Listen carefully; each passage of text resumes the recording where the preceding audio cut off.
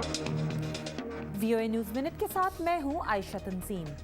Iran ने America की तरफ से अपने एटमी प्रोग्राम पर दो तरफा मुज़ाकरात की दावत का खैर मकदम किया है, मगर कहा है कि अमेरिका को इस मसले के मुनसिफाना हल के लिए संजीदगी दिखाना होगी। जनूबी कोरिया और अमेरिका की अफवाज ने पीर से 3 रोज़ा मुश्तरका बहरी मशकों का आगाज़ कर दिया है। हाल ही में शुमाली कोरिया ने ऐलान किया था कि वो तीसरी दफ़ा एटमी टेस्ट करने की तैयारी कर रहा है, जिससे जनूबी कोरिया के मुताबिक खित्ते के इस्तेहकाम को खतरा है।